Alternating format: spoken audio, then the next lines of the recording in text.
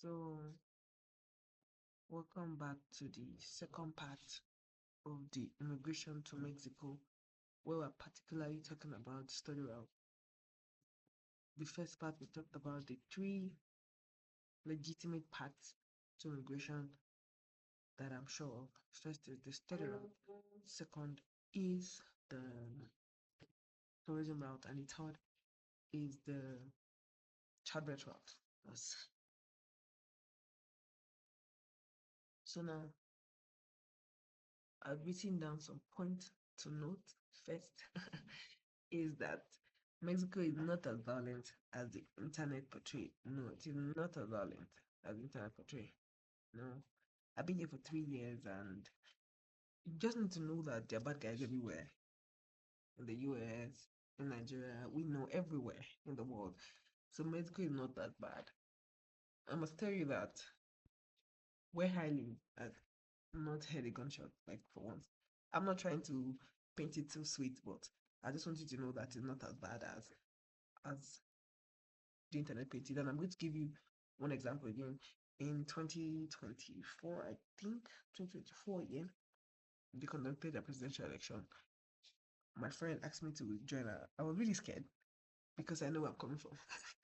And then for what the heck, I recently came to Mexico, so I was scared. I'm like, oh no. Even in Nigeria, I don't go out during election days because I'm scared of shooting and everything. But my friend was like, come on, come, it's harmless. But when I didn't go with her.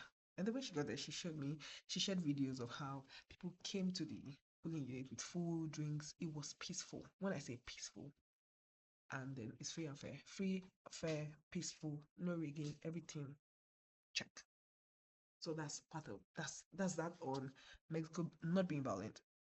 And then I also mentioned sure schools, sure institutions that you there's high chances that when you meet every criteria, you are going to get admissions. And of course, when you have admissions, you get your visa and then you get the scholarship. The scholarship, you see me say Sechity Sense. Sechity is the name of the scholarship and the name of the government scholarship in Mexico. And I want you to know this might interest you.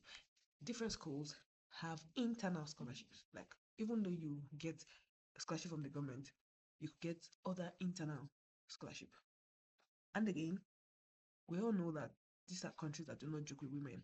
If you're a female student, there are lots of scholarship. So now I'm just even talking about the normal one that is open to everybody as a postgraduate student. The other ones like if you're a pardon me, if you're a postgraduate student, you're a woman and then you give birth to a child. There are other scholarship that supports living expense for you, your child, and probably your husband, if your husband is also a postgraduate student. We're going to get there to where, as a postgraduate student, you can come with a spouse or your parent. We're going to get there.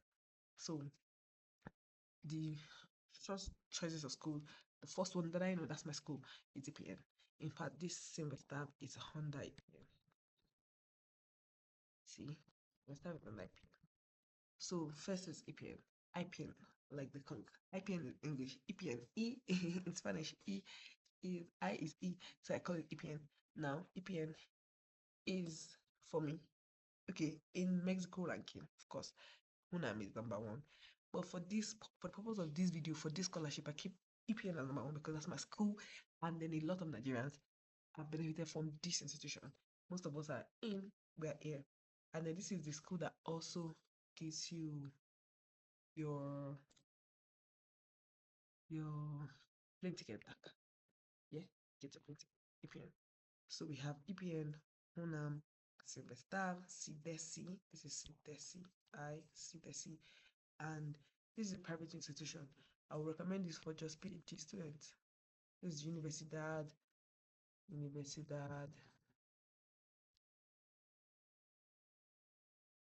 de las Americas, de las Americas. Puebla. This university is in Puebla. I recommend for PhD students, very good too. Moving forward, we'll talk about general eligibility requirements for both MSc and PhD. It's important to point to note before you even delve into the act of trying to search for a university. you need to know that you need a minimum CGPA of 4.0. You must have a second class upper and above. A minimum of 4.0 puts you on the list, it gets you a jackpot. And then English proficiency. It could be IELTS, yes, as well. High health, pardon me.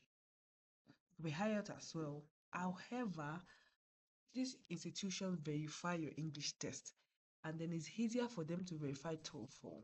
That's why I added preferably TOEFL, because it's easier for them to verify. I was supposed to join, I was supposed to come to Mexico in 2018, had a lot of ups and downs, and then in 2022 I decided to go back to my application. In 2022 I had IELTS and I couldn't join that course because it was difficult for them to verify my IELTS result. So I had to write, it expired, and I had to write TOEFL again, and then they were able to verify it. So now these things, putting these things into context, I feel like the best exam to write to avoid delays is TOEFL.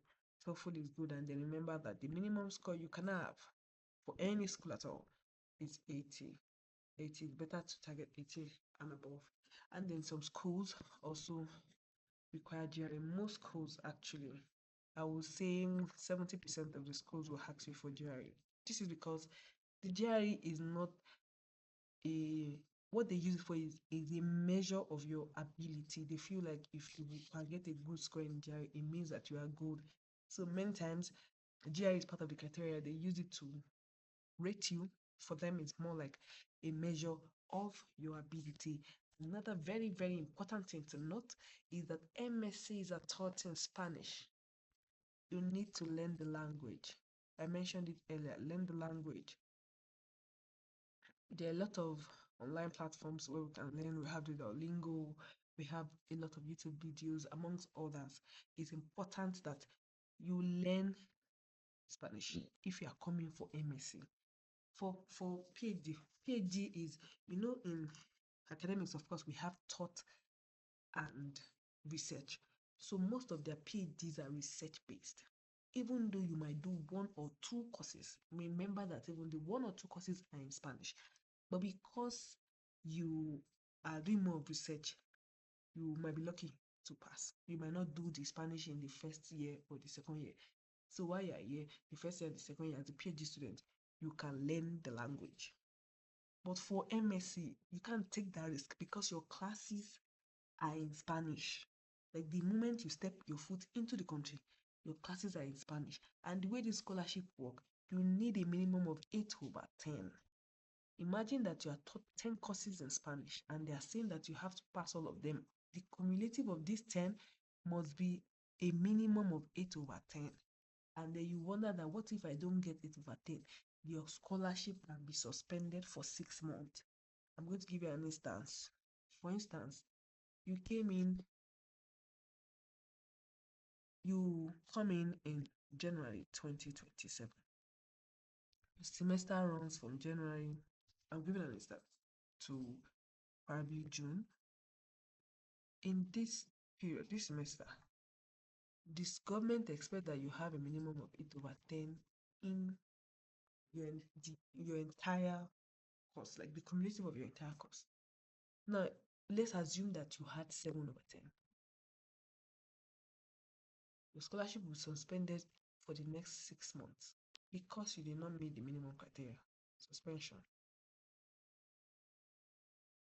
for 6 months because you didn't meet the minimum criteria. So you can see that it's not advisable to not learn Spanish if you are coming for an MSc. Like I mentioned, you also need to know, this is very critical. It is critical because in your first 3 months, you might be spending naira. You might be changing whatever currency it is to pesos, anywhere you're coming from in the world. The first 3 months of your scholarship will be paid with the fourth month. What does this mean? It means that because of the entire formality, integrating into the system, the formalization and everything, putting you like as a student, they have a database, a platform.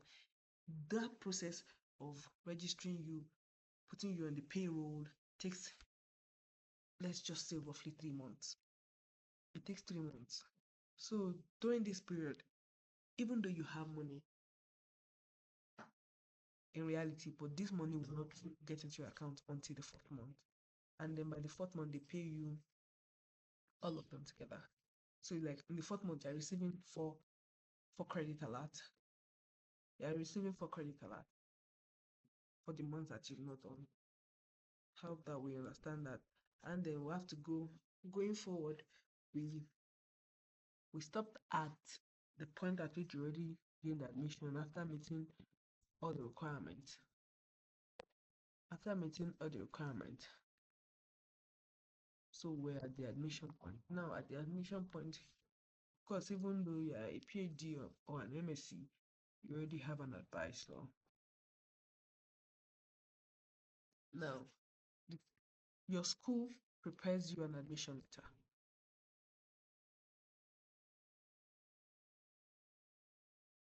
Mind you, while your school prepares an admission letter for you, some students make the mistake of taking this admission letter to the embassy. I will not advise that you do that, because if you take this admission letter to the embassy, they will treat you like a normal person. And then you begin to pay for visa, they ask you for documentations and all.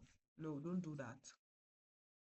What you do is, after you get an admission letter from the school, now the school, because they need to integrate you into the government, into the scholarship system, the school notifies the government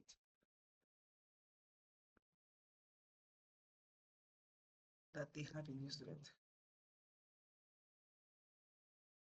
Now, notifying the government is like telling foreign affairs that, oh, there's a new student that is in Nigeria, or is in Pakistan, is in India, anywhere in the world.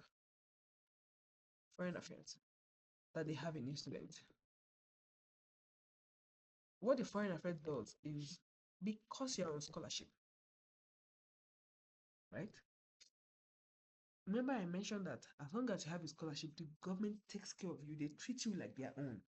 Now, what the government does is, the school telling the government that they have an incident is like, oh, reporting to the foreign affairs that there's going to be a foreigner that's going to join us.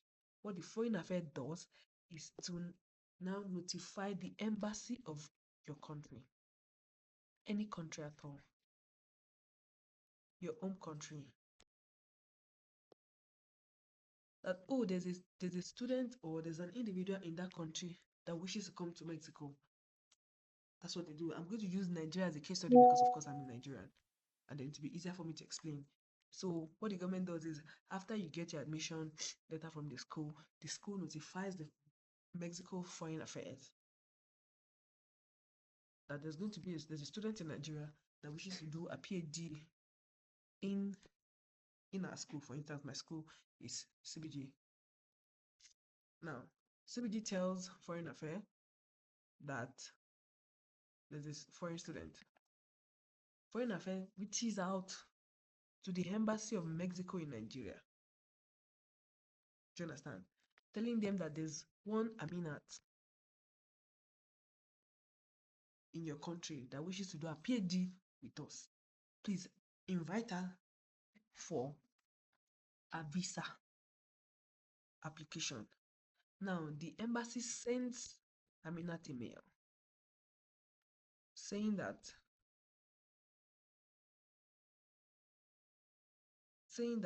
come for your visa.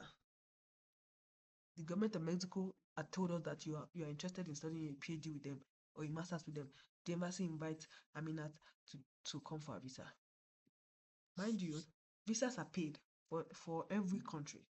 You pay for visa application, but because you are now being taken, like the government that is taking responsibility for you, the embassy writes you a mail and tell you the time to come. When you get to the embassy, you do not pay for visa. You do not pay for visa.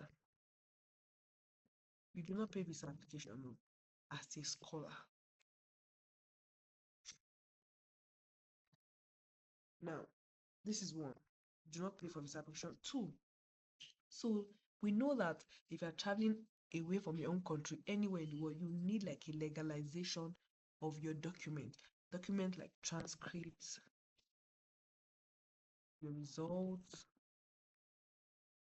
birth certificate,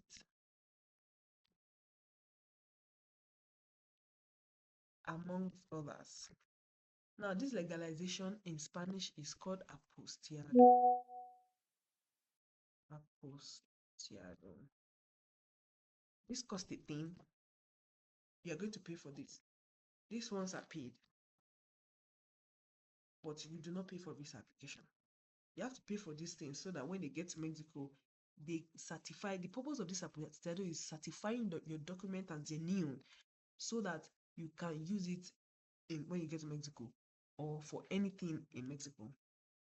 Now, there's another thing that needs to be done because Mexico is a Spanish speaking country. You need to translate these documents if they are not in Spanish.